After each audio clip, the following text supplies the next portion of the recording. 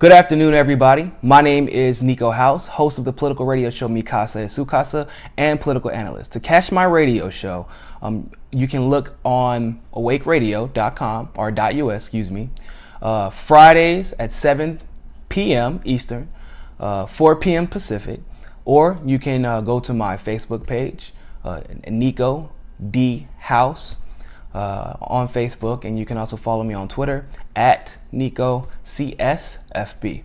So many people have been messaging me, asking me my opinion on the CIA situation. Has this changed anything about my opinions on the whole Russia claim being proposed by the DNC, by Democratic elites, and now even by some Republicans? No, it has not. It has unfortunately reinstilled my fear or that humanity has lost its ability to think critically, do research, and form logical connections and conclusions from the information and comments that we've already been given. What do I mean by this? Well, first of all, Obama himself claimed that our elections can't be tampered with when Donald Trump said that there would be election fraud that took place. Obama claimed that the elections couldn't be tampered with because we're too big of a country. I'm not really sure what that means, but it's false. It doesn't make sense. It doesn't make sense for a few reasons. One, election fraud and election integrity has been a serious issue in this country for generations. Dating back to Jim Crow, before Jim Crow. It always has been. In fact, if you look at an article that I list below in the link, according to Breitbart, there were 5 separate occasions where Barack Obama actually criticized election integrity. So we are very much aware that election integrity is an issue. At this point, it's really more so a matter of who benefits from it the most. But I digress. And it gets better. It gets better.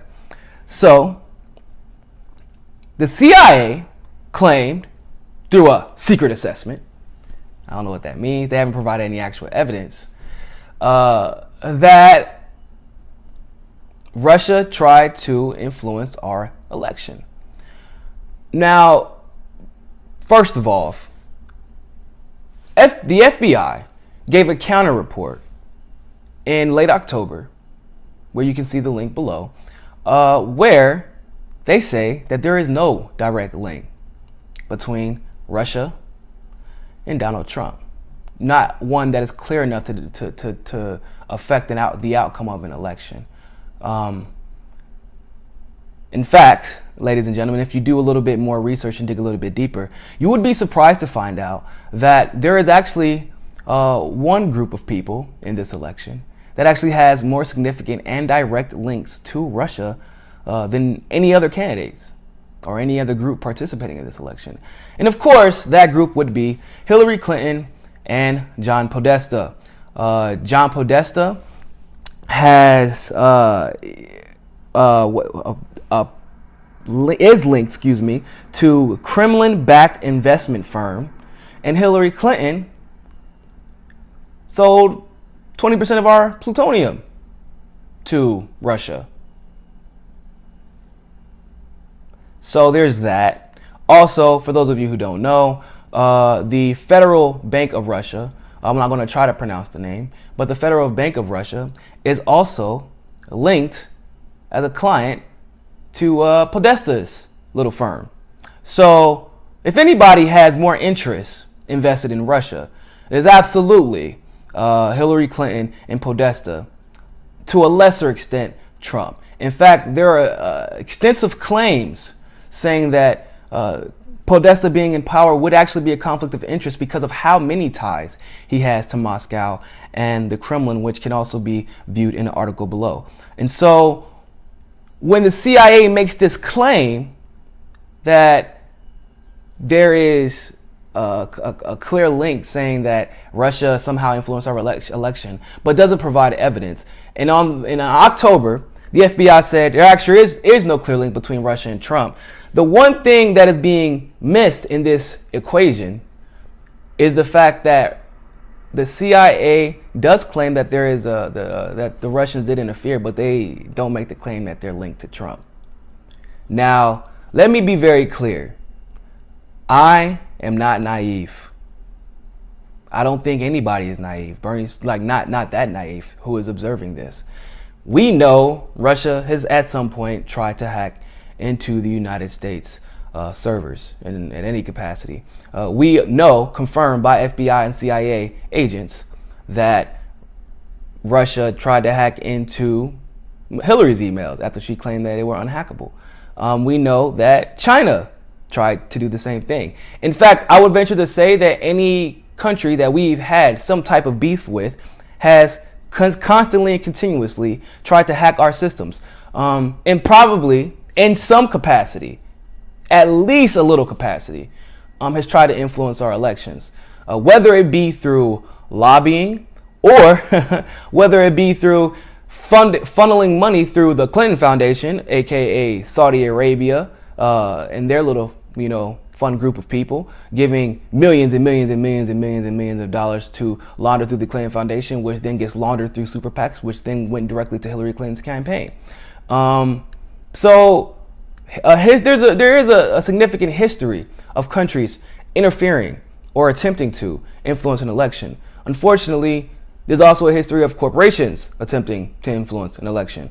It's elites attempting to influence an election. In fact, Saban, the creator of Power Rangers, super pro-Israel gentleman, who actually it was one of her largest campaign donors, Hillary Clinton's largest campaign donors, essentially trying to ensure that Hillary Clinton becomes extremely pro-Israel, and wanted Hillary Clinton to attempt to rid the country of the anti-Israeli boycott of the Israeli products. So this is not new. Influence from other countries trying to influence our election. This is not new.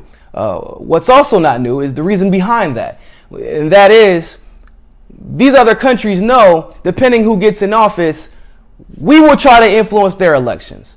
In fact, Assange came out in a video saying that the Ecuadorian embassy set off the internet knowing that it would not stop the WikiLeaks from leaking, because that's on a system that's built off of algorithms that have already been put in place. But they did not want the United States to interfere with their elections again, because they had actually interfered with their elections before. As we know, the United States interfered with Venezuela's elections.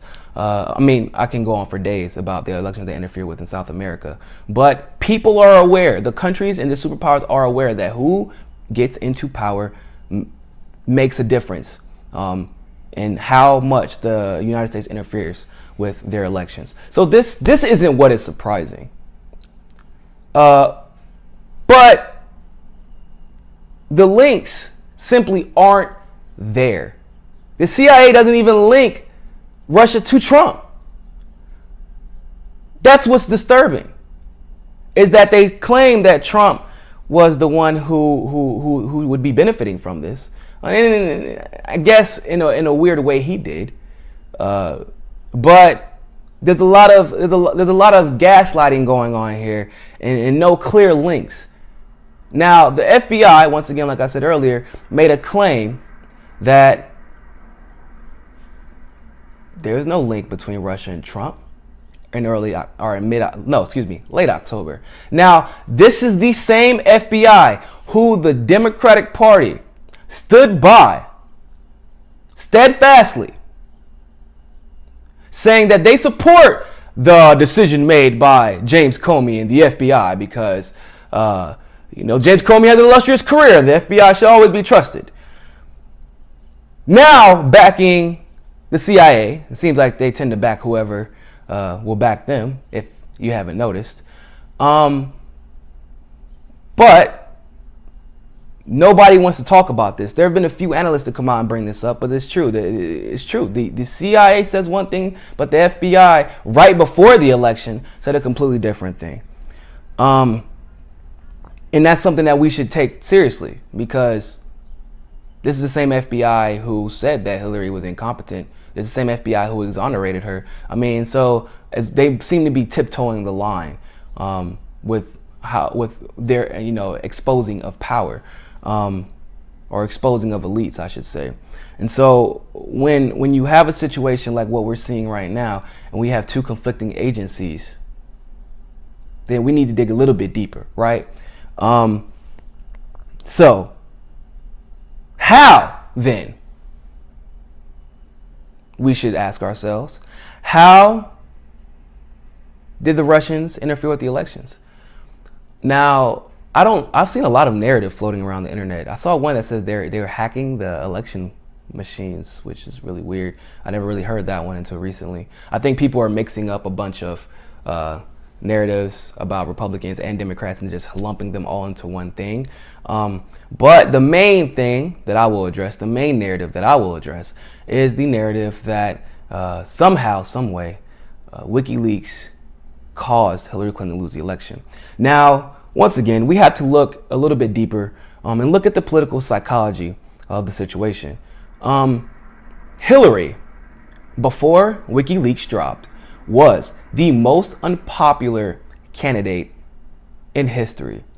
This is not news. This was talked about constantly, over and over and over again. Actually, more unpopular than Trump, and that was during the Democratic primaries. Backtrack. When the mainstream media began blacking out Bernie Sanders, the main issue that was discussed was visibility. Because if Bernie Sanders was as visible as Hillary Clinton was, then there's no doubt that he would have destroyed her popular vote, electoral vote, whatever. He would have destroyed her. Visibility is a serious issue. It should have been addressed more substantively, and we know visibility is a serious issue because WikiLeaks revealed that there was collusion between media and the DNC to ensure that Bernie Sanders was not visible at all. So we know visibility matters, according to the DNC and according to WikiLeaks. Now, fast forward, Gucci for Leaks drop. And Gucci for Leaks, by the way, Romanian. WikiLeaks drops. Now, conveniently enough, Russia, as you all know. Now, what happens before that, though? They don't talk about WikiLeaks. In fact, there is a complete and total, very similar to Bernie Sanders, media blackout of WikiLeaks. Does not get brought up in the debates, but maybe once or twice, other than when Trump brings it up. Doesn't get brought up by mainstream media. Does get brought up a little bit by Fox News and some of those analysts. But as far as CNN, NBC, ABC, MSNBC, all those people refuse to bring this stuff up. So once again, you see a blackout. And not only do you see a blackout, but those who know about WikiLeaks display willful ignorance, just like they displayed willful ignorance while she was running during the primary.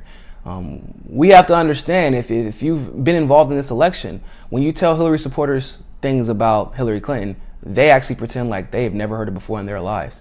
Not only do you have to deal with Hillary supporters being willfully ignorant or willfully ignorant, you have to deal with the fact that many people who did not participate in the primary election, especially at the campaign level, who just come and show up at the general election, who do not have their entire lives to dedicate to look into things like WikiLeaks, to verify these type of things. We're going off of what they heard on the news, which the news was claiming that WikiLeaks was not that big of a deal.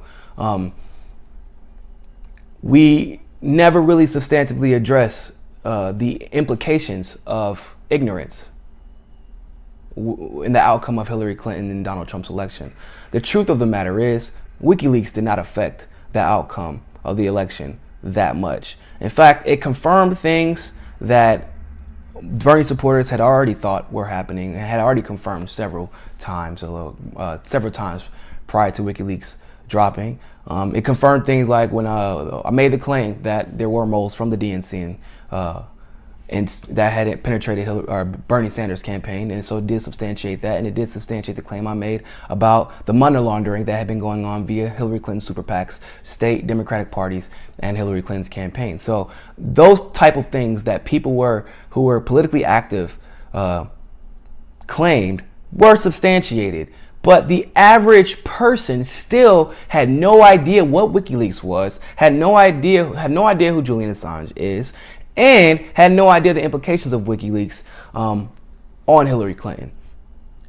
So to pretend as if WikiLeaks actually affected the outcome of this election on such a grand scale is preposterous. It doesn't make any sense. It's not substantiated. It's unfounded, and it just simply doesn't add up.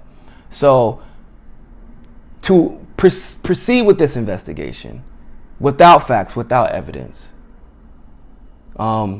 is almost an insult to the intelligence of the American people, and it's disturbing the amount of gaslighting we see. Now, what exactly are we being protected from? Well, ladies and gentlemen, I'll tell you what we're being protected from, or shielded from, I should say. We're being shielded from the fact that right now, Wisconsin, after their final count, had 32,000 votes stolen by Hillary Clinton, and she still lost. Now, what's important about this is how and where the votes are stolen, and why. Wisconsin being a key swing state.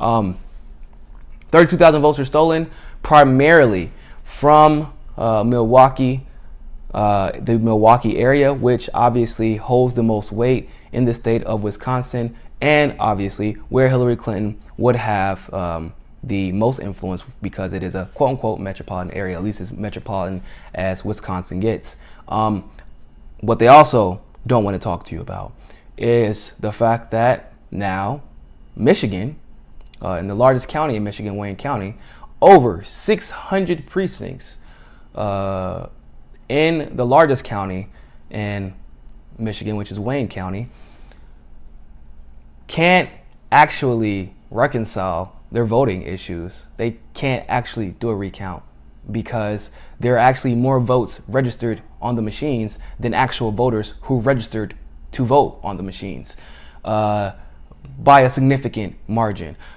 Coincidentally enough, what they also don't want to talk to you about is that this is a county, or an area, I should say, that Hillary Clinton beat Donald Trump in 2-1, and where Donald Trump marginally, this state is where Donald Trump marginally beat Hillary Clinton, which actually, after this is all said and done, it looks like that he actually defeated her by a significant margin. Now it is important to understand this.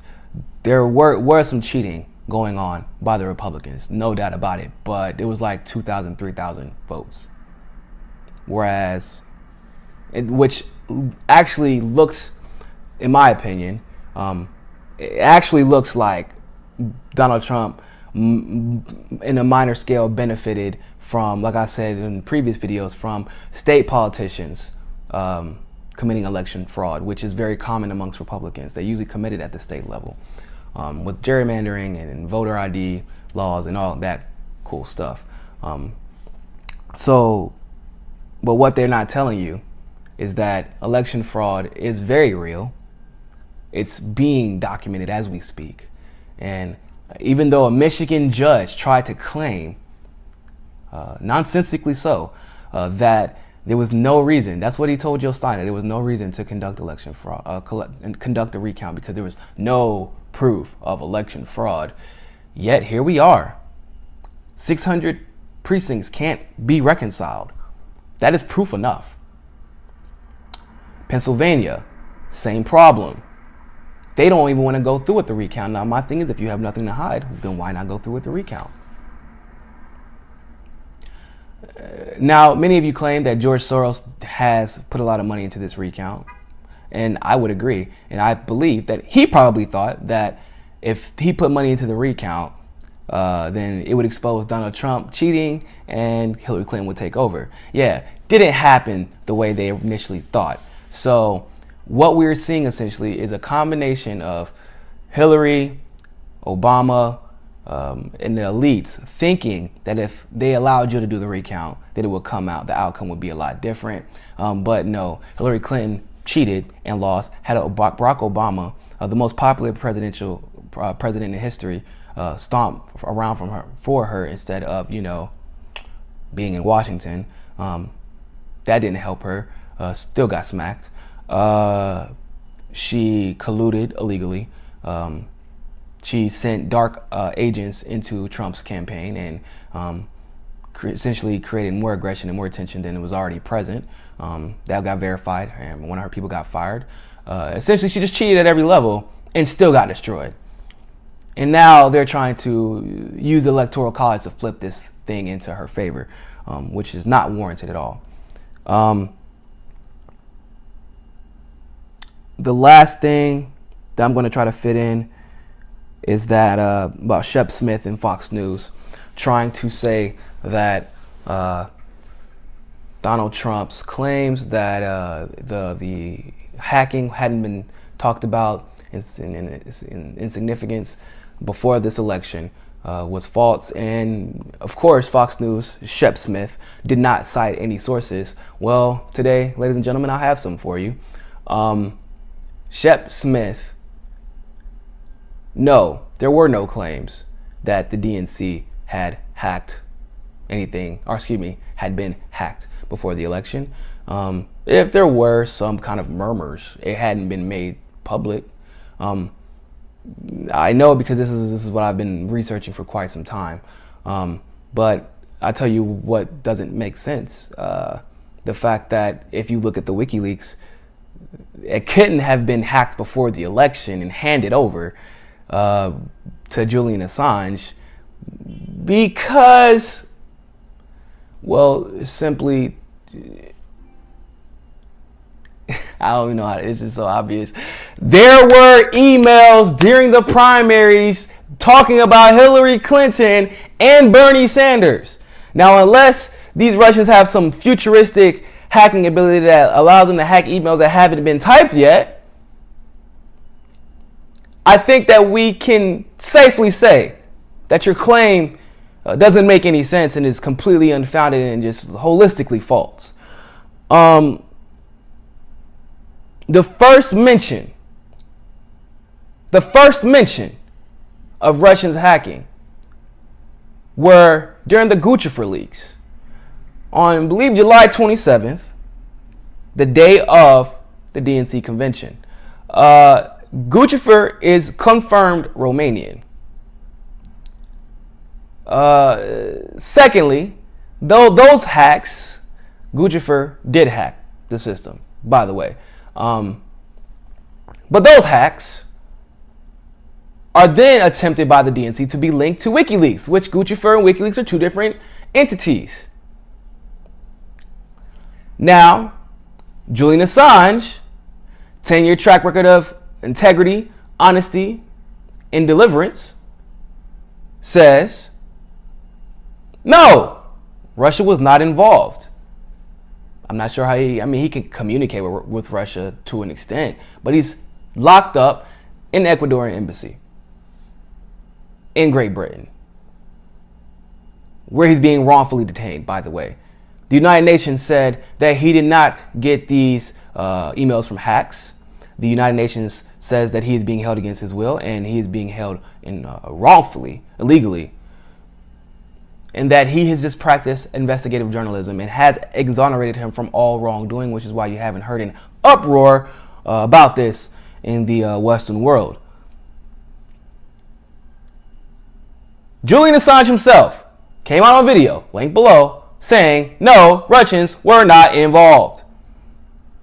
Now, mind you, once the Democrats exposed, or excuse me, once the Republicans were exposed, the Democrats praised Julian Assange and WikiLeaks for doing the right thing. But now that he's not on their side and he's exposing their dirty laundry, all of a sudden he's public enemy number one working for the Russians. Julian Assange has information on hundreds of countries. So you can go look this up. He has information on hundreds of countries that gets released according to algorithms. hundreds of countries, hundreds of governments, hundreds of thousands of people. It wasn't a specific hack. It was handed to him from people inside the United States. Now, many of you would ask, finally, why would then the Republicans join in on this? Well, the Republicans are now joining in because, well, they won their office. They won their offices. They don't need Donald Trump anymore. That's why they endorsed Donald Trump. If you know anything about politics, this is Politics 101. You endorse the guy who can get you elected. Maybe the Democrats should have learned some lessons from the Republicans in that aspect, and they probably would have won their elections instead of endorsing Hillary Clinton blindly. But I digress. But you endorse the guy who can get you elected, or the woman who can get you elected, and they've done that. But that doesn't mean they don't. That doesn't mean they want Donald Trump to be president. They've made that very clear multiple times throughout this election cycle, whether it had been in the primaries or in the general election. They did not want this man to be president. They've condemned the things he said, the things that he's done. They did not want him. And this is a chance to flip the Electoral College to Hillary, who, well, they don't really care if she's in office anymore because they have everything they need. So, I understand, ladies and gentlemen, this is a lot, but we have the links below. Please do the research yourself. Video is a little bit longer than my usual ones, but it was absolutely necessary. If you have any questions, please ask, comment, and subscribe. Thank you all.